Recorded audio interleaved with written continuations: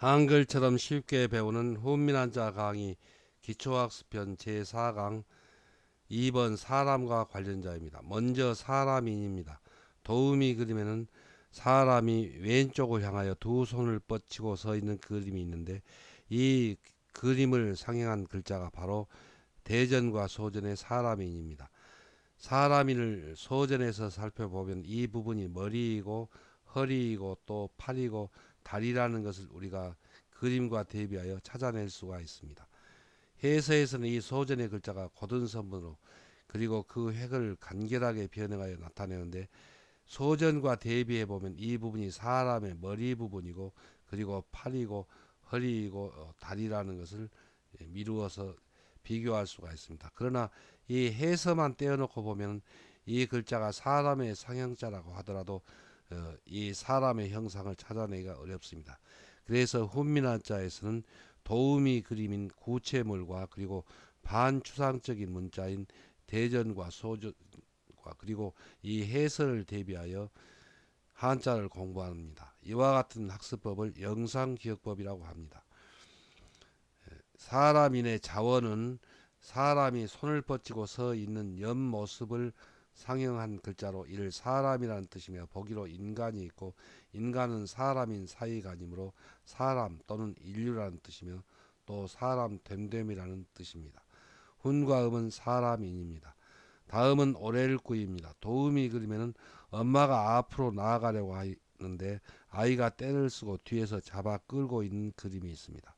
오렐구의 짜임은 대전과 소전에서는 사람인을 잡아당겨 끄는 이 파임핵과 결합하기 알맞도록 약간 기울어서 변형하고 그 오른쪽 아래에 잡아당겨 끄는 것을 나타내는 파임핵을 결합해서 나타내었고 해서에서도 이 사람인이 잡아당겨 끄는 것을 가리키는 파임핵과 결합하기 알맞도록 그 모양을 변형하여 글자의 위와 왼쪽에 나타내고 그 오른쪽에 잡아당겨 끄는 것을 가리키는 파임핵을 결합하여 오렐구의 글자 모양이 되었습니다. 자원은 오렐구는 사람을 뒤에서 잡아당겨 끌고 있으니 머무르는 시간이 일 오래다는 뜻이며 보기로 영구가 있고 영구는 길령 오렐구이므로 시간이 길고 오래된다는 뜻입니다. 훈과 음은 오렐구입니다. 한자를 쓰면서 마무리하겠습니다. 먼저 사람이는 사람이 손을 뻗치고 있는 옆모습을 상징한 글자가 곧은 선문으로 변형하여 삐치고 파임하는 획으로 결합해서 나타내었습니다. 또 삐치고 파임하더라도 여덟 팔은 양손에 네 손가락을 펼친 모양이므로 그 삐치고 파임 획을 떨어지게 결합하면 여덟 팔이 되고 또 들어갈 입은 삐치고 파임을 하는데 그 삐침 획에 머리에 닿게 파임 획을 결합하면 들어갈 입입니다. 다음은 오렐구입니다. 오렐구는 사람인을 변형한 모양에 뒤에서 잡아 끌고 있다는 것을 나타내는 파임 획을 결합하여 오렐구가 되었습니다. 다음은 일천천입니다. 도우미 그림에는 사람이 자기 몸을 가리키고 있는 그림이 있습니다. 소전에서는 이 사람인은 인해 자기 몸을 가리킨다는 뜻을 나타내는 한의를 결합해서 나타내었고 해서에서도 이 사람인이 자기 몸을 가리킨다는 뜻을 나타내는 한일과 결합하기 알맞게 사람인을 변형하여 두 부분 글자를 결합하여 일천천의 글자 모양이 되었습니다.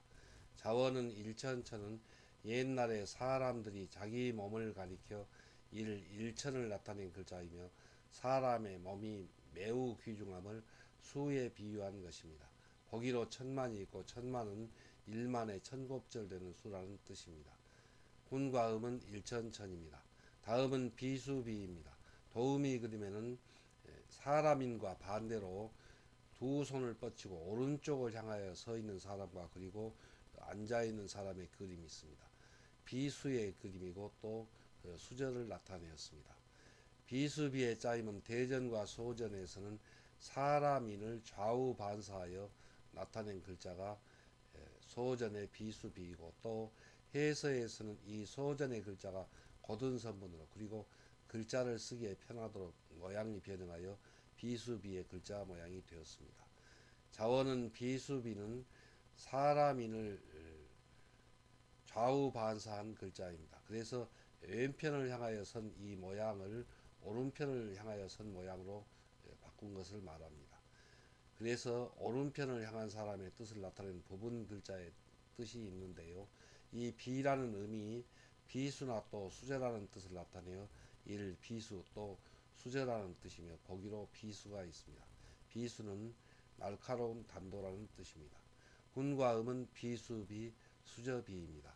한자를 쓰면서 마무리하겠습니다. 먼저 일천천은 사람이 자기 몸을 가리켜서 일천천을 나타낸 관습에서 사람인을 변형하고 또 몸을 가리킨다는 한의를 결합하여 일천천이 되었고, 비수비는 사람인을 좌우 반사하여 오른편을 향하여 선 사람이라는 뜻인데, 그 비라는 음이 비수나 또 수제의 뜻을 나타내어서 비수비, 수제비가 되었습니다.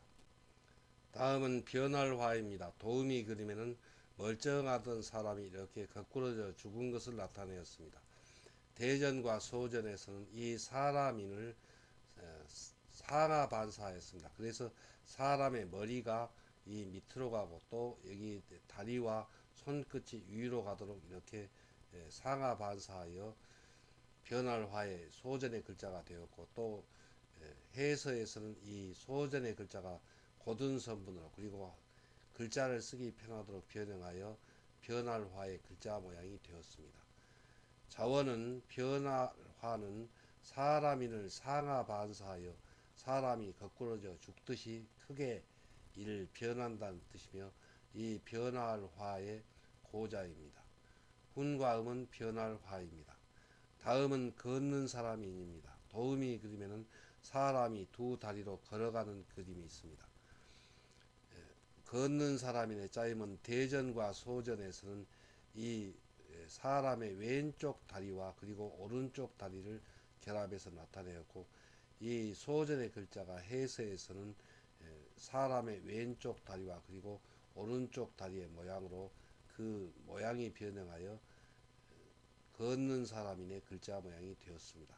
자원은 걷는 사람인은 사람의 두 다리를 상형한 글자로 사람이 두 다리로 걸음으로 이를 걷는 사람, 또 사람, 또 다리라는 뜻을 나타내는 부분 글자입니다.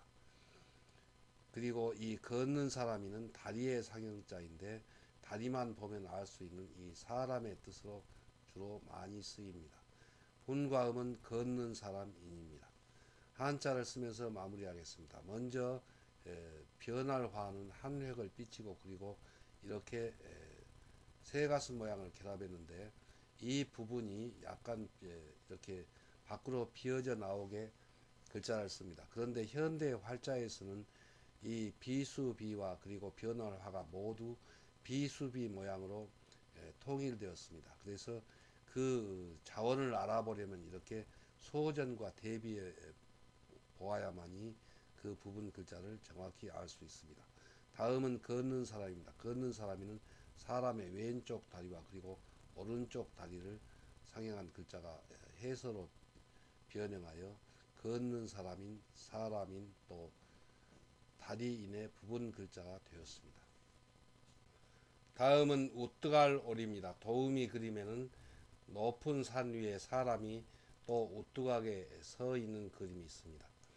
우뚝할 오래 짜임은 대전과 소전에서는 이 한일은 사람의 머리를 가리키고 그리고 그 밑에 사람의 뜻을 나타내는 걷는 사람이를 결합해서 나타내었고, 해서에서도 그 모양 그대로 사람의 머리의 뜻을 나타내는 한일을 글자 위에 나타내고 그 밑에 사람의 뜻을 나타내는 걷는 사람인을 결합하여 우뚝할 오래 글자 모양이 되었습니다.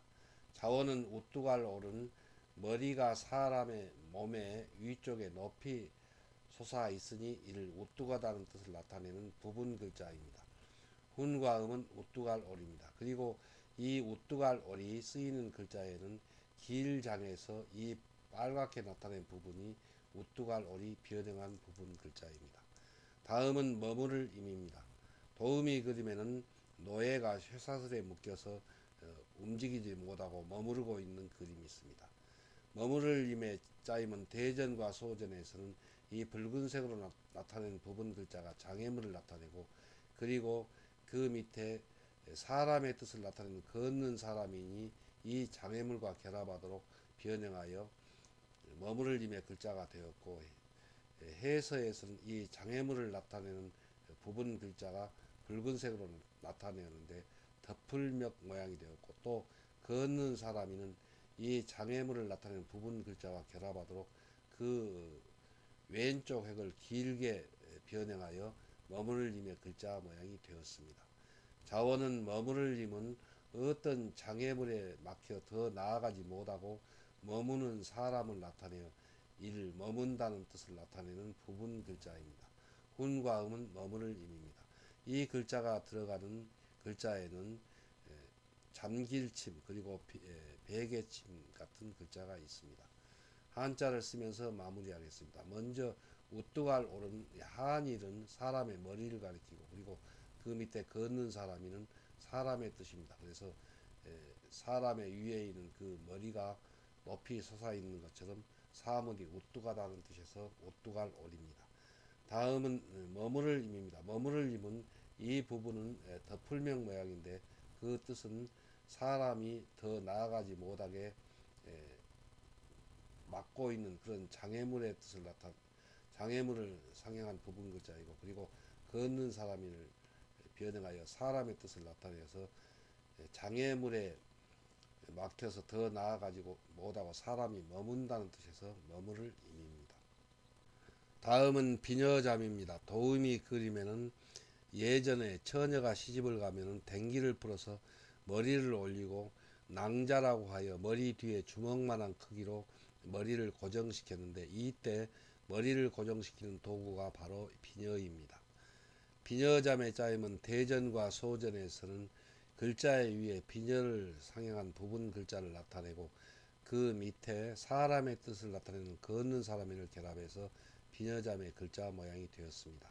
해서에서는 이 소전의 비녀를 상징한 부분 글자가 고든 선분으로, 그리고 그 모양을 변형하여 글자 위에 나타내고 그 밑에 사람의 뜻을 나타내는 걷는 사람을 결합하여 비녀잠의 글자 모양이 되었습니다.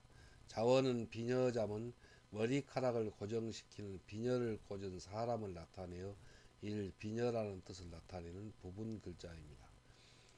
훈과 음은 비녀잠입니다. 다음은 얼굴모입니다. 도우미 그림에는 예의를 갖추어서 머리에 관을 쓰고 있는 사람의 그림이 있습니다. 얼굴모의 짜임은 이 대전과 소전에서는 위에 있는 이 부분은 사람의 얼굴을 상징한 글자입니다. 그런데 소전에서는 이 얼굴을 상징한 부분 글자가 흰 백과 글자 모양은 같으나 그 뜻은 얼굴의 상형자이고, 그리고 그 밑에 사람의 뜻을 나타내는 걷는 사람을 결합하여 얼굴모의 소전의 글자가 되었습니다. 해서에서는 이 소전의 글자가 그대로 위에 있는 이 부분은 얼굴의 상형자인데 글자 모양은 흰 백과 같으나 그 뜻은 얼굴의 상형자입니다. 그리고 그 밑에 사람의 뜻을 나타내는 걷는 사람을 결합하여 얼굴모의 글자 모양이 되었습니다. 자원은 얼굴모는 예의 있는 모양의 얼굴이라고 일컬을 만한 사람의 얼굴 또 외모라는 뜻을 나타내는 부분 글자입니다. 이 글자의 얼굴의 상형자는 흰 백과 글자 모양은 같으나 전서가 다르고 또 뜻이 다릅니다. 훈과 음은 얼굴모입니다.